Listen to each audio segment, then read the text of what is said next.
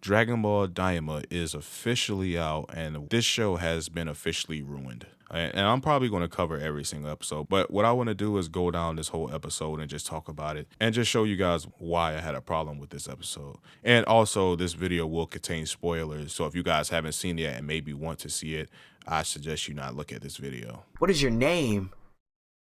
Young Shogun. What's happening? So before Dragon Ball Daima came out, I actually had one question. And I said that I didn't have an issue with everybody being children. That was not a complaint of mine. You never heard that from me. But one question I had was, how would they do it? Which was ultimately going to be how I saw this show. Do not just use the Dragon Balls to just turn everybody into children. Make it different. You know what I'm saying? Like, because we already seen that with the Pilaf gang twice, basically. So I wanted them to actually come up with something different. And of course, they couldn't do that. So the beginning of Dragon Ball Daima starts off from what appears to be flashbacks. And if you guys actually pay attention, some of these scenes aren't very accurate to what happened in Dragon Ball Z. Because you can obviously tell it's been like reanimated and stuff. And I'm just mean like certain things people are wearing and certain dialogue has been changed. And I'm not nitpicking it. I'm not even saying it's a bad thing.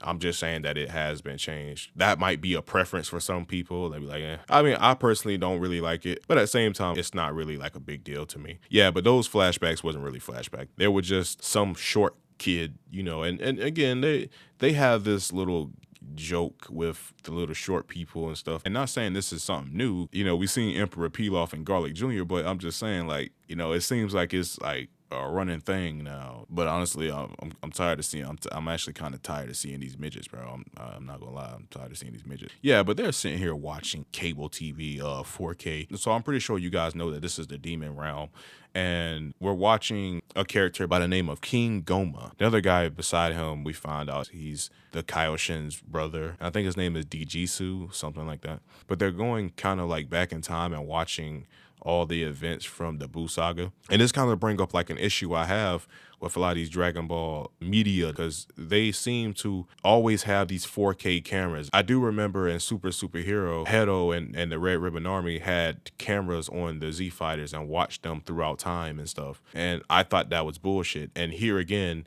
they have these 4K cameras watching these guys from the opposite side of the universe. They got cameras up close in 4K while Vegeta's over here doing his explosive wave. These cameras are stronger than Goku at this point, because these cameras cannot be beat. And also they introduced another character, which turns out to be the Kaioshin's sister as well. So now we know he has a sister and a brother. So they're sitting here watching the Buu fight, and he's kind of scared of the Z Fighters because they beat Majin Buu. The Kaioshin's sister kind of like puts in his head that they might come and invade the demon realm. So he comes up with the genius plan to use the Dragon Balls.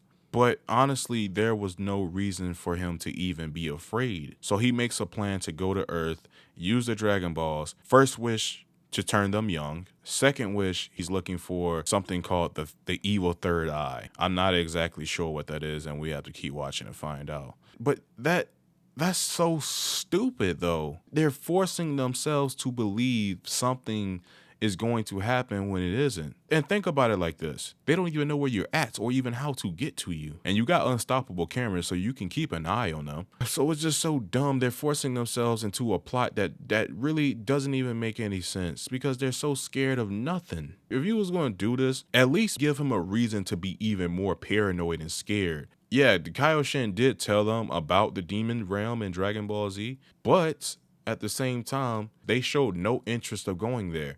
Maybe if they would have shown them saying, well, we got to go there and destroy that place or something, you know, something stupid, or maybe like give them something that he could have been more paranoid of. Y'all could have had Vegeta saying he wants to go there and destroy the whole demon realm or something. Then he would have had a reason to be scared. Buu came to them. They didn't go to Buu. Maybe if they was the aggressors, then yeah, he would be worried then. But another thing is, if you're so scared of them, why would you go to them? Like, he's going to Earth to use their Dragon Balls. So you're going straight to the people you're scared of? To turn them into kids? Like, this is terrible. And I noticed that with a lot of these Dragon Ball stories, man. They really struggle with making a villain with any malice. Even Goku Black. He saw one fucking creature beat up another one, and he's like, oh, I'm gonna destroy all mortals, which is the stupidest shit ever. And then the craziest part about it is that we find out they have Dragon Balls in the demon realm. Because of course they do. And that shit's so fucking terrible because the Namekian that's there, which I think they say he lived for thousands of years, which is a fucking lie. Namekians don't live that long. And I know this because the elder guru was like 500 something years old. And look how old he looks. And Kami wasn't even that old, but look how old he looks. The Namekians just don't get that old after 500 something years. And then all of a sudden they just stay that way for thousands of years. Like, that's just bullshit. But this Namekian that's in the demon realm made these Dragon Balls. And he also made these robots or like machines or whatever to protect them.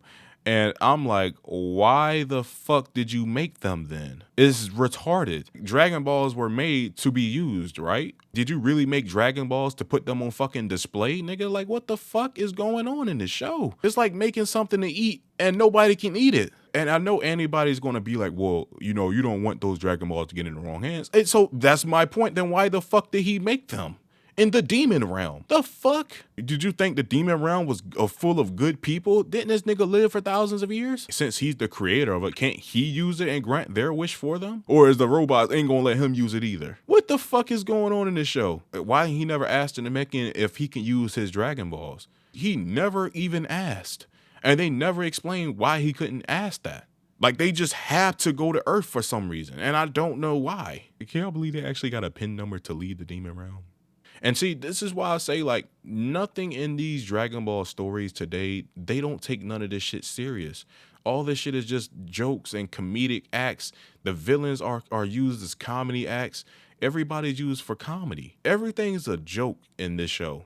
And that's how it feels all throughout Super too. Everything's a fucking joke. But another thing, as you watching all this stuff, you seeing like all the security they have, all the stuff they got to do just to exit the demon realm. Which to me, I think is all bullshit. But at the same time, if this is what it takes just to leave, imagine what it must take for them to come in. So again, why would you be scared of these motherfuckers coming into the demon realm? So now that they're on Earth, and I know a lot of you fanboys are seeing what you finally want to see, which is Goku. And then Krillin asked the dumbest question that he could have possibly asked in the series. He asked Trunks how old he is. And I'm like, dude, you're at the kid's birthday party. You don't know how old he is before you came to his birthday party? But then he talks about his height at 9 years old. And then this time it was up to Goku to give the explanation about the Saiyan's height. And I lost my fucking mind. I couldn't believe that they did this. Now, if you guys watch Superhero, they already explained that, but Gohan gave the explanation. But even though that explanation was stupid, this one also was equally as stupid. First of all, they didn't have to give an explanation at all. Not in Dragon Ball Superhero, and not here. But here's why they even gave the explanation in Superhero. By the end of Super, they were like already 5 years after the end of the Buu Saga. And Goten and Trunks were still the same height since the Buu Saga. So they were probably like 13, 14 years old. And so that's why people was asking, why haven't they grown? Here, this motherfucker's like 9 years old. Probably only been a couple months since the Buu Saga, for all we know. And he's asking him, aren't you a little too short to be 9? And I'm like, motherfucker, you saw him a couple months ago. He was the same height. This is what happens when they're trying to explain something that doesn't need to be explained. I get it. You guys fucked up in Dragon Ball Super. Y'all fucked up having Goten and Trunks not age for all that time. Y'all tried to make it right in Superhero, even though there was no explaining it. You could have just ignored it. It didn't make sense to add that here. No one's questioning why a 9-year-old is that short. 9-year-olds can be short. And Goku, shut the fuck up. Oh, and also we got a little cameo of Goten. I told you, they treat Goten like he's a side character to a side character. Maybe Goten did something wrong. I don't know, man. So the explaining they tried to do in this part was the Patara earrings. They tried to explain how these two unfused. For some reason, this show wanted to retcon everything that they did in Super, because I guess they heard the feedback. So they fucked up, they tried to explain it, and now they're trying to re-explain that again. I heard somebody, what his name was, Totally Not Mark, say that they retconned the Patara earrings in Dragon Ball Z. That's a lie. No, they didn't. They made it a plot hole. They never retconned it. In Dragon Ball Super, they explained it, which means that they retconned it. Here, they retconned it again and said that there was a mystery gas. Maybe somebody farted. Who knows? Maybe it was weed. I don't know. But this mysterious gas is what made them unfuse. And so they asked Buu, which isn't the same Buu, by the way, to fuse with them. And again, I don't like that shit. I don't like it at all. Of course, Gohan is off studying again. そういえば、ごはんさんは来ていないようですね。ご飯の野郎、付き合い悪いんだよな。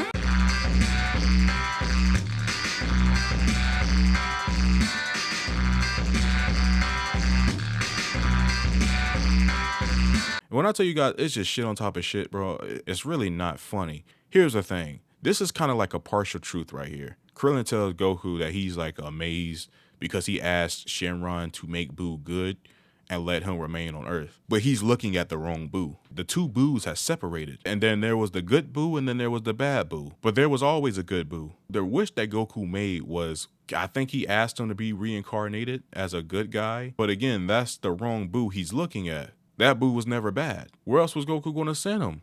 Then Goku and Vegeta goes off and train. And I'm just getting tired of Goku and Vegeta training shit. Goku and Vegeta, they shouldn't be training together. Because if you're going to have the idea that Vegeta still wants to surpass Goku, you're never going to surpass Goku by training with him. Every time you fight him, he gets stronger. Just like you. Also, I think about like how in Dragon Ball Z, they never train with each other. So when Vegeta shows back up stronger, well, he says he's stronger. We just don't know. Because now that causes suspense. And now you want to see what Vegeta knows or what he has learned and if he really is stronger than Goku now. But when the new Pilaf gang, what you call them? I forgot their name. They come to the lookout and they ended up face to face with Dende and Mr. Popo. And the old Namekian fella starts explaining more things. You know, they just love explaining shit in this show. He talks about how everybody with pointy ears come from the demon realm, which honestly is just bullshit. So apparently this is like an Namekian god. I'm kind of just joking, but at the same time I'm not, because you have never really seen a Namekian do the type of shit that this Namekian is doing. Like his magic is just beyond any magic you ever seen from any Namekian. And this is really just crazy, honestly. And really this Namekian just becomes a deus ex machina. I mean, because this is just unexplained. Like to be able to grab all the Dragon Balls and bring them to your location. And remind you, these aren't even his Dragon Balls. And then to throw it on top of that, you got to ask yourself, why didn't he do this for his Dragon Balls? If he has this power. And even then he can just reset the timer on the Dragon Balls. So like how they already been used and they're a turn to stone, waiting for that 1 year timer to be up so they can be used again, he just fucking just resets that. And they're good to go again. But as this anime goes on, I really want to see if that becomes an issue. Then it's going to become on like GT. But the best part is that was the end of the episode. And that's when I realized that this show is ass and it has no hope. And I didn't want to do it. You know, I waited all these months to give this show the benefit of the doubt. I didn't like people was calling this show trash before it came out. You know, people can make predictions, which is fine, but you know, you should always wait till the show comes out before you judge it. Now that I waited and saw, honestly, I don't even feel like Toriyama had anything to do with this show. I don't like that they put Toriyama's name on this, man, because this show was just dog shit, bro. It is, man. It's dog shit. And pretty much this is just a continuation of Dragon Ball Super. And I know that there's some confusion surrounding it. And some people don't know that this show is only going to be like 24 or 25 episodes long. And trust me, by the end of the last episode, it's going to be where the start of Dragon Ball Super is. When I put it on my community tab, that I thought the first episode of Dragon Ball Super was better than this. I really do. And I wholeheartedly believe that. This show feels like everything that we seen in Dragon Ball Super, like all the bad shit crammed into one episode.